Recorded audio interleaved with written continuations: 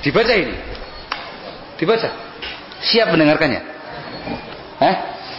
Masya Allah. Ini saya katakan pertanyaan sangat bagus. Sangat bagus dan insya Allah isinya nasihat untuk kalangan salafiyin.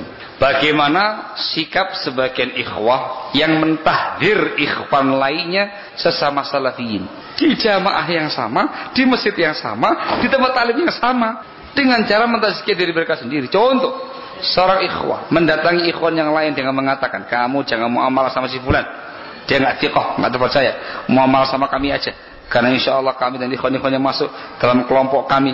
Loh, kok kelompok sih? Salafiyin kok jadi kelompok?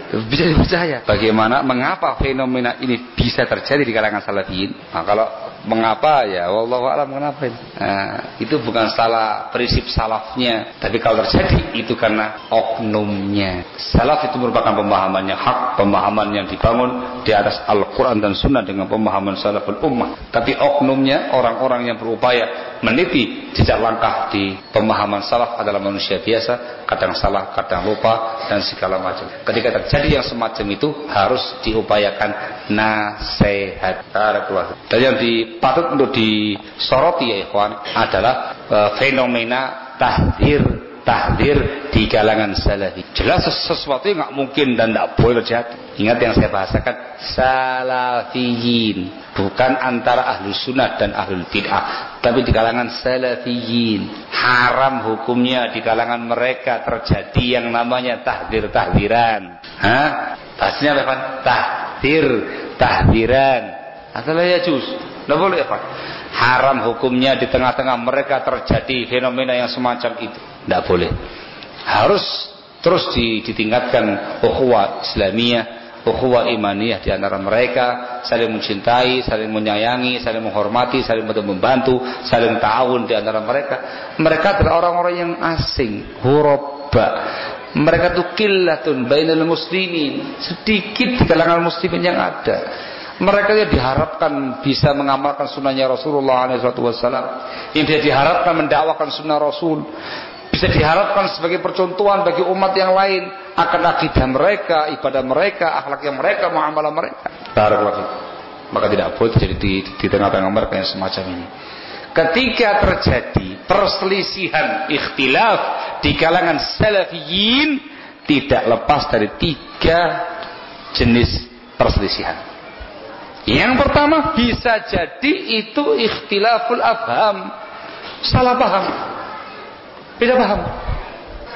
Apa bahasa itu ya, miskomunikasi, apa? Gitu ya, alim gitu ya Pak. Kurang komunikasi. Atau yang kedua mungkin ikhtilafut tanawwu', ikhtilaf keragaman saja. Yang ini melakukan A, tapi dia benar, melakukan B, tapi juga benar, sama-sama benar. Tapi dijadikan sebagai ikhtilaf yang mengerikan.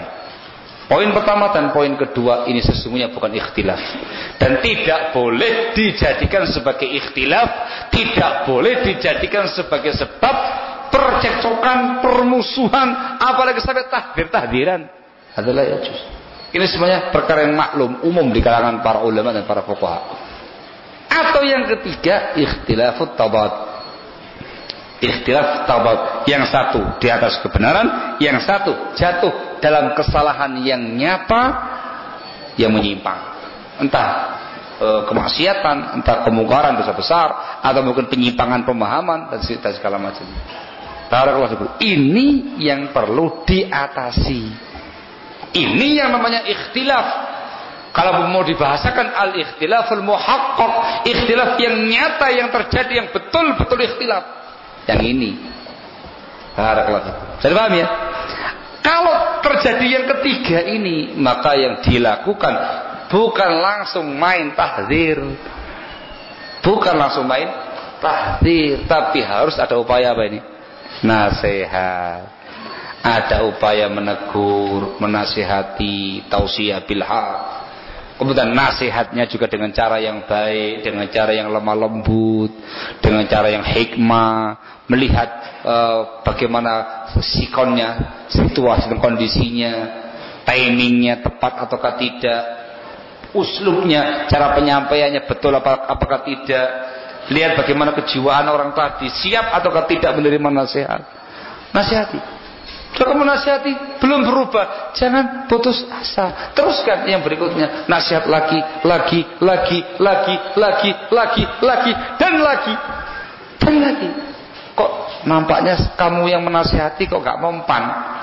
Coba kamu cari cara yang lain. Siapa tahu ada orang lain yang lebih berwibawa menurut dia, yang dia dengarkan ucapannya, minta bantuan dia. Tolong nasihati. Gak mempan. Lagi, dan lagi. Jangan putus asa. Jawabannya, sampai kapan? Sampai nampak pada orang tadi al-inad, penentangan, penentangan, dan al-inhiraf al-bayyin, penyimpangan yang sangat nyata. Setelah itu, kalau memang dia orangnya punya pengaruh, sampaikan kepada para masyayikh, para ulama. Ini begini. Sudah kita upayakan puluhan kali nasihat dengan si fulan, dengan si alan, segala macamnya, dan dia begini. Sudah. Seperti para ulama yang mengatakan, ihdaru min hadzal rajul. Hati-hati dari orang ini tadi. Selesai. Minggir. Dalam keadaan semuanya tahu ini orang yang memang enggak beres, orang yang menentang. Semua orang tahu upaya nasihat sudah maksimal dan segala macamnya. Ya sudah, nyimpang-nyimpang dhewe lah. Gitu Pak ya, nyimpang-nyimpang dhewe, aneh-aneh sendiri sana, keluar petua dhewe. Jangan membawa serta para ikhwah yang lainnya yang masih mulia, yang masih bagus, yang masih diharapkan kebaikan. Wah, itu namanya ikhtilaf al-mahal. Jangan seperti itu. Jangan kemudian sudah tak nasihati. Sudah berapa kali? Sekali kemarin. Sudah tak nasihati. Sudah tak kasih dalil, sudah tak kasih fatwa ulama dan segala macam, tidak mau menerima dia. Ihdarumin, jangan takut sama dia. Wah, kalau gitu caranya rusak dunia ini ya kawan. Bisa rusak dakwah salafiyah ini, bisa rusak dakwah Ahlussunnah ini. Maka yang muncul adalah fenomena saling mentahdzir. Yang itu tidak terima, cari-cari kesalahan kamu, ketemu, terus langsung tembak. Dia juga begitu. Wah, sudah nggak terima. Akhirnya yang tadinya satu sikat bersama sekarang sikat-sikatan. Kalau itu ini yang kurang tepat. Yang semacam ini yang harus diperhatikan baik-baik, khususnya yang kita bicarakan sekarang di kalangan Ahlussunnah wal Jamaah, di kalangan Salafi. Barakallahu fikum. Ini nasihat yang disebutkan oleh Syekh Abdullah bin Mar'i Al-Adani hafizahullah ta'ala wa ra'ah. Barakallahu fikum, yang saya serap, yang saya ambil pada pertemuan terakhir kemarin dengan beliau. Barakallahu fikum. Dan itu merupakan nasihatun muhimmah, nasihat yang sangat penting, barakallahu fikum, sebagai upaya untuk menjaga ukhuwah di kalangan Ahlussunnah, sebagai upaya untuk menjaga keutuhan dakwah salafiyah. Kita harus lebih memiliki sikap yang sabar, memiliki sikap yang hikmah, sikap yang rahmah, barakallahu fikum, terbuka untuk semua ikhwah salafiyin yang ada. Tayyib, berupaya untuk senantiasa menangani orang-orang yang gak beres tadi dengan cara yang lebih baik, lembut, sabar, dan sabarnya itu harus berlipat-lipat ganda sak gunung Uhud. Sabarnya itu.